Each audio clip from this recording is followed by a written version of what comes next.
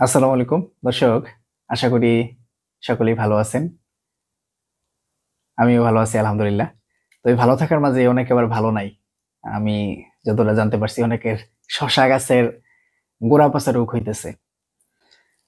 তো এই গোড়া পচা রোগের জন্য কার্যকর সমাধান কি? কোন ঔষধ দিলে গোড়া পচা রোগ হবে না? এই গুরুত্বপূর্ণ বিষয়টা নিয়ে আজকের আমার এই ভিডিও। তো ভিডিওটা শুরু থেকে শেষ পর্যন্ত দেখবেন, কোনো টানাটানি বা স্কিপ করেন না, তাহলে কিন্তু অনেক গুরুত্বপূর্ণ জিনিস মিস করতে পারেন। তো গোড়া পচা রোগ শশা গাছে কখন হয়? বেশি হয় কখন? যখন আপনার বীজ থেকে দুইটা পাতা, ছোট ছোট পাতা বের হয়, তখন বেশি হয়। অথবা আপনি সিডলিং ট্রেতে চারা করে নিয়ে জমিতে লাগাইছেন, বা বাজার থেকে কিনে এনে কোনো চারা জমিতে লাগাইছেন, তখন এই গোড়া পচা রোগটা সাধারণত বেশি হয়। গোড়া পচা রোগ আমরা সাধারণত চোখে কোন কোন পর্যায়ের দেখি, আমি একটু যদি আপনাদেরকে ব্যাখ্যা করি। যে ধরেন যে এটা হচ্ছে মাটির উপরের অংশ, এটা হচ্ছে মাটির নিচের সাইড, এটা ধরেন গাছের চারা। তো আপনি এটা লাগাই দিছেন, এটা হচ্ছে শিকড়, এটা হচ্ছে গাছের পাতার অংশ, উপরের অংশ। তারপরে গোড়া পচা হইলে কোথায় পচতে পারে? একটা হচ্ছে আপনার এই যে মূলের যে অংশটা, শিকড়, এখানে পচতে পারে, এখানে পচে সাধারণত। আরেকটা পচে কোথায়? এই যে মাটির সংস্পর্শের যে জায়গাটা, মানে মাটির এই গ্রাউন্ডের যে উপরের অংশটা এখানে, এবং এই গাছের গোড়া এই অংশটাতে পচে।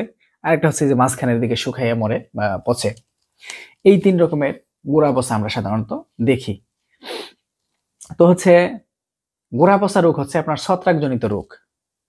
এখন এটার জন্য তাহলে আপনাকে কি করতে হবে? ছত্রাকনাশক দিতে হবে। এখন ছত্রাকনাশক আবার কয়েক রকমের হয়।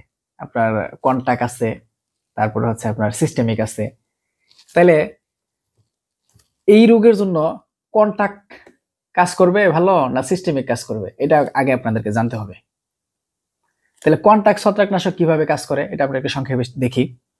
কন্টাক মানে হচ্ছে সংস্পর্শ, সংস্পর্শে আসা বা টাচে আসা, ছোঁয়ায় আসা। হ্যাঁ, এটা ধরেন গাছ, আপনি এখানে কন্টাক্ট ছত্রাকনাশক দিলেন, যে কোনো গ্রুপে একটা কন্টাক্ট ছত্রাকনাশক গাছের উপরে নিচে পাতায় ভালো করে দিয়ে রাখলেন।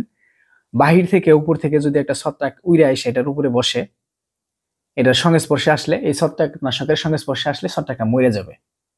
ঠিক আছে? তাহলে মানে নতুন করে আপনার গাছটা আক্রান্ত হবে না। কিন্তু এই ছত্রাকনাশকটা যে আপনি এখানে দিলেন, এটা কিন্তু এখানেই থাকলো, উপরেই থাকলো। এটা কিন্তু এই মাটির নিচে যে আপনার গাছের শিকড় পয়সা গেছে, এখানে কিন্তু এটা গেল না। কন্টাক্ট ছত্রাকনাশকের সেই ক্ষমতা নাই। কিন্তু আপনার গাছের তো গোড়া হচ্ছে, মাটির নিচে হচ্ছে, তাহলে কন্টাক্ট ছত্রাকনাশক তো এটা উপরেই থাকতেছে, এটা এটা এটা আপনার গাছটাকে সুস্থ করতে পারবে না। তাহলে আপনাকে কি করতে হবে? যদি আপনার গাছ রোগে আক্রান্ত হয়ে যায় সেক্ষেত্রে, অথবা যদি আপনার গোড়া পচা রোগ হয় সেক্ষেত্রে, অবশ্যই অবশ্যই আপনাকে সিস্টেমিক ছত্রাকনাশক প্রয়োগ করতে হবে। সিস্টেমিক ছত্রাকনাশক কিভাবে কাজ করে, কেন প্রয়োগ করতে হবে? সিস্টেমিক ছত্রাকনাশক যদি আপনি আবার আপনার গাছে এইভাবে স্প্রে করেন, উপরে নিচে বা পাতায় কাণ্ডে স্প্রে করেন, এটা কি হবে? এটা গাছের ভিতরে ঢুকে যাবে। এটা গাছের ভিতরে ঢুকে শিরা উপশিরা একেবারে শিকড় বাকড় পর্যন্ত, একেবারে মাটির নিচে যে শিকড় আছে সেগুলো পর্যন্ত পৌঁছাবে গাছের ভিতরে ঢুকে। তো যখন এটা আপনার গাছের ভিতরে ঢুকে আপনার গাছের সর্বাঙ্গে পৌঁছাবে, এরা কি করবে? গাছের ভিতরের মধ্যে যে ছত্রাক আছে ওগুলো মেরে ফেলবে। আপনার যদি আপনার গাছ রোগগ্রস্ত হয় সেক্ষেত্রে সিস্টেমিক ছত্রাকনাশক দিলে ছত্রাকনাশকটা গাছের ভিতরে ঢুকবে, আপনার ছত্রাককে মাইরা ফেলবে এবং গাছকে সুস্থ করবে। এবং এই সিস্টেমিক ছত্রাকনাশক দিলেই কেবল আপনার এই ছত্রাকনাশকটা গাছের ভিতরে ঢুইকা ঢুইকা ঢুইকা একেবারে শিকড় পর্যন্ত পৌঁছাবে।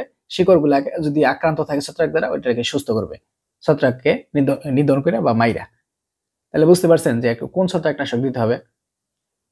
তাহলে আপনাদের গাছ গোড়া পচা আক্রান্ত হইলে কন্টাক্ট ছত্রাকনাশক উপর দিয়ে কোনো লাভ নেই, যেটা ভিতরে ঢুকে কাজ করবে, মাটির নিচে যে চলে যাবে সেটা দিতে হবে। এটা হচ্ছে সিস্টেমিক ছত্রাকনাশক। তাহলে এখন সিস্টেমিক ছত্রাকনাশক কি কি, কন্টাক্ট ছত্রাকনাশক কি কি, তাহলে তো এখন এটা জানার বিষয় এসে গেছে, তাই না? তাহলে সিস্টেমিক ছত্রাকনাশক কোনগুলা, কন্টাক্ট ছত্রাকনাশক কোনগুলা, এগুলো শেখার জন্য অনেক বড় ক্লাস নিতে হবে শেখানোর জন্য। তো এটার সময় মানে এখন আমি এটা করতে চাইতেছি না, এখন শুধু গোড়া পচা নিয়ে আলোচনা করবো, এটা পরে আমি একটা ভিডিও দেবো, আপনারা শিখে নেবেন ওইখান থেকে। তো সিস্টেমিক ছত্রাকনাশকের মধ্যে কম দামে গোড়া পচা রোগের জন্য ভালো কাজ করে এমন একটা গ্রুপ হচ্ছে কার্বেন্ডাজিম। Carbendazim group. কার্বেন্ডাজিম গ্রুপের ওষুধ বাজারে যে সমস্ত বাণিজ্যিক নামে পাওয়া যায়, অটোস্টিন, ফরাস্টিন, নোইন, ইমকোজিম, আরো বিভিন্ন ওষুধ আছে। তো এই ওষুধটাই যদি আপনারা আইনা এই গাছ, সারা গাছ এবং গাছের গোড়ার মাটি সহ, ভালো করে শোনেন, সারা গাছে দিবেন এবং গাছের গোড়ার মাটি সহ স্প্রে করবেন, গোড়ার মাটি একটু ভিজাই দিবেন, স্প্রে করবেন, তাহলে আপনাদের এই রোগটা বন্ধ হয়ে যাবে। এর আরো কথা আছে, ভিডিও শেষ করেন না। তাহলে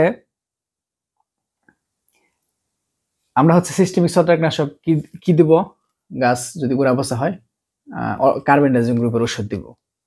এখন যদি এটা দিয়ে না থামে সেই ক্ষেত্রে কি দিব? তো এটা দিয়ে যদি না থামে সেক্ষেত্রে আমরা হচ্ছে আপনার সিনজেন্টার এমিস্টার টপ আছে, এটাও একটা সিস্টেমিক ছত্রাকনাশক, এটা দিতে পারি। এটা দিলে আরো বেশি ভালো কাজ করবে, তবে এটার অনেক দাম বেশি, আর এত ছোট ছাড়া এগুলা ব্যবহার না করে আপনি কার্বেন্ডাজিম গ্রুপের ব্যবহার করেন, এটা ভালো হবে আর কি। কথা কিন্তু শেষ হয় নাই, হ্যাঁ, এটা মানে বিকল্প কি সেটা বললাম। এখন যে বিষয়টা বলবো, যে আপনার গাছ যখন 2 পাতা হয় তখন হচ্ছে আপনার এই গোড়া পচা ধরে, আর কি কোনো রোগ ধরে না? তখন তো আপনার এই পাতা খেয়ে ফেলে লেদা পোকায়, মাঝখানে কাইটটা দেয়, এই সমস্যা হয়। মা করে পাতা কুকড়ায় ফেলতে পারে, এই ধরনের সমস্যা হইতে পারে। হইতে পারে না? হইতে পারে না, এগুলো হয়। হ্যাঁ, এই জন্য হচ্ছে আপনাকে একটা প্যাকেজ আকারে শিডিউল স্প্রে দিতে হবে। শিডিউল স্প্রে প্রথম স্প্রেটা এটা দিতে হবে। তো আমি আমার ভিডিওতে শিডিউল স্প্রে এগুলো বলছিলাম, আবার আপনাদেরকে বলে দিই। তো ওইখানে আমি মনে হয় তুন্ডা সিলেক্ট করে দিয়েছিলাম, তো তুন্ডাও দেওয়া যাবে, সমস্যা নেই। এখন আমি আবার আরেকভাবে বলে দিতেছি। তো হচ্ছে আপনার এই আপনাদের সমস্ত জমির বীজ থেকে যখন এই 2টা করে পাতা বের হয়ে যাবে শসা গাছে, তখন আপনারা 3টা ওষুধ একসাথে স্প্রে করবেন। 3টা ওষুধের মধ্যে আপনার প্রথম নেবেন হচ্ছে একটা কার্বেন্ডাজিম গ্রুপের ছত্রাকনাশক, অটোস্টিন, ফরাস্টিন, নোইন, এগুলোর যে কোনো একটা। 2 নম্বরে নেবেন একটা মাকড়নাশক, অ্যাবামেকটিন গ্রুপের, সানমেকটিন, ভার্টিম্যাক, এলভা, এগুলোর যে কোনো একটা মাকড়নাশক। 3 নম্বর নেবেন একটা কীটনাশক, এটা হচ্ছে অ্যামামেকটিন বেনজয়েড গ্রুপের, অ্যামাকর আছে, তারপর হচ্ছে প্রোক্লেম আছে, সিনজেন্টার, এইটা। অথবা নিতে পারেন আপনারা সাইবারমেথ্রিন গ্রুপের কীটনাশক, রেলথ্রিন, এগ্রোমেথ্রিন, রিপকট, 3টার যে কোনো একটা। তাহলে আপনারা অটোস্টিন বা কার্বেন্ডাজিম গ্রুপের ছত্রাকনাশক যেটা নেবেন, এটা দিলে আপনার গোড়া পচা রোগ হবে না, ছত্রাকের বিরুদ্ধে কাজ করবে, গাছ হলুদ হবে না, এই ধরনের সমস্যা থেকে রক্ষা পাবেন। 2 নম্বর হচ্ছে আপনার মাকড়নাশক যে নিলেন অ্যাবামেকটিন গ্রুপের, এটা দিলে মাকড়ের হাত থেকে রক্ষা পাবেন। 3 নম্বরে যে আপনারা অ্যামামেকটিন বেনজয়েড অথবা সাইবারমেথ্রিন গ্রুপের কীটনাশক নেবেন, এটা দিলে আপনাদের গাছের পাতা খেয়ে ফেলবে না বা পোকা ধরবে না, এই ধরনের সমস্যা থেকে আপনারা গাছকে বাঁচাইতে পারবেন।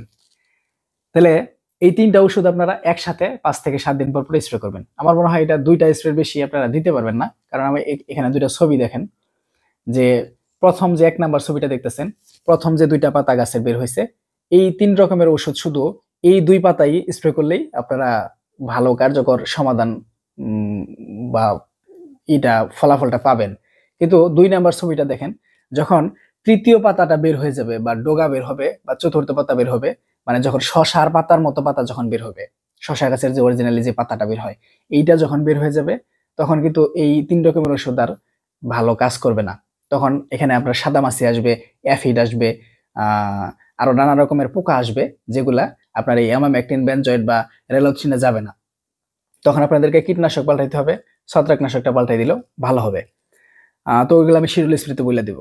হ্যাঁ, কিন্তু আপনারা এই গোড়া পচার জনিত যে সমস্যা আছে, এটার জন্য হচ্ছে ছোট চারায় এই 3টা স্প্রে করবেন, তাহলে হচ্ছে আপনাদের গোড়া পচা হবে না।